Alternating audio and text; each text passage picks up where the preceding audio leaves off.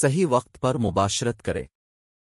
جب آپ کو پتہ چل جائے کہ آپ کب اوورلوڈ کریں گی تو پھر آپ ان دنوں کے دوران مباشرت کرنے کا پروگرام بنائیں۔ اب سب سے زیادہ اوولیوشن والے دنوں میں مباشرت کریں، جو کہ اوولیوشن سے 2 سے 3 دن پہلے کے ہوتے ہیں، اور اس میں اوولیوشن والا دن بھی شامل ہے۔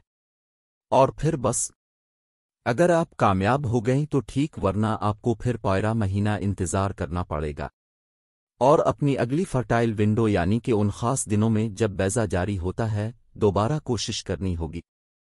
اگر آپ کو پتہ ہی نہیں کہ آپ کب اوورلوڈ کرتی ہیں تو گھبرانے کی کوئی بات نہیں ہے۔ دوسرے اور تیسرے ہفتے میں آپ ہر روز ایک دن چھوڑ کر اگلے دن مباشرت کا پروگرام بنائیں، اور یاد رکھیں یہ سب آپ کے ماہواری کے دوسرے اور تیسرے ہفتے میں ہو، کیونکہ عام طور پر اوولیوشن دوسرے اور تیسرے ہفتے کے درمیان ہی کسی دن ہوتی ہے۔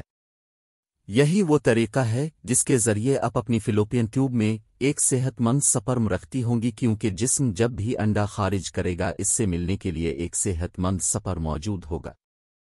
ایک اور نقطہ ذہن میں رکھیں کہ اگر آپ بچے کے لیے اوولیوشن کے دن کا انتظار کر رہے ہیں تو آپ کے شوہر کو چاہیے کہ وہ پہلے منی کو نہ نکالے، تاکہ اس دن کے لیے صحت مند اور وافر مقدار میں سپر موجود ہوں۔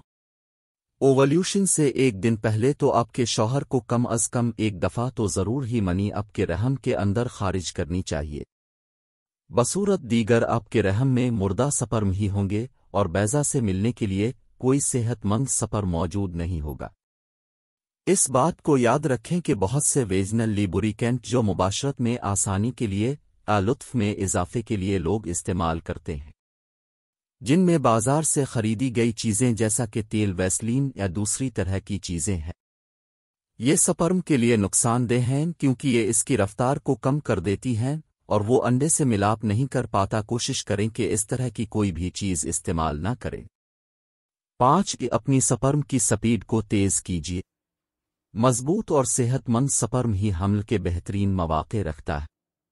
آپ کا شوہر اس کے لیے مندرجہ ذیل چیزیں کر سکتا ہے۔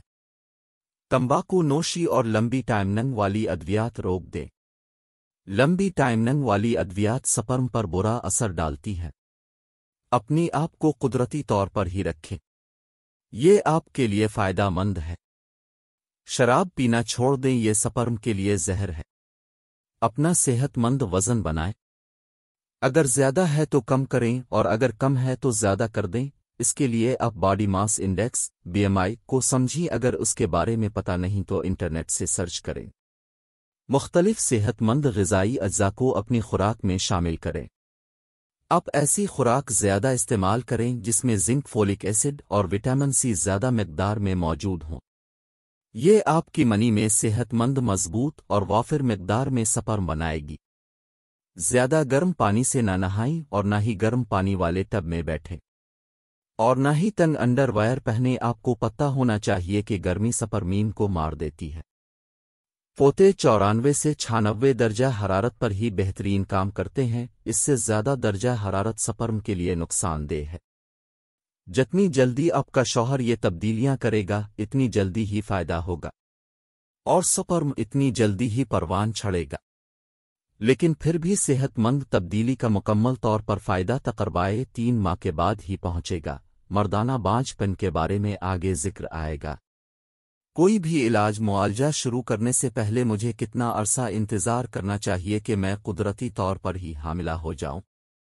اگر آپ کی عمر 35 سال سے کم ہے اور آپ 1 سال مسلسل کوشش کے باوجود بھی حاملہ نہیں ہو پائیں تو آپ کو اب لیڈی ڈاکٹر مستند حکیم سے رجوع کرنا چاہیے، اور اگر آپ کی عمر 35 سال سے زیادہ ہے تو آپ کو 6 ماہ کے انتظار کے بعد لیڈی ڈاکٹر کسی مستند حکیم سے رجوع کر لینا چاہیے۔ ہاں، اگر آپ کو لگتا ہے کہ کوئی مسئلہ ہے یا آپ کے جیون ساتھی کے ساتھ کوئی مسئلہ ہے تو اس سے پہلے بھی آپ کسی مستند حکیم کے پاس جا سکتے ہیں، اس میں کوئی حرج نہیں۔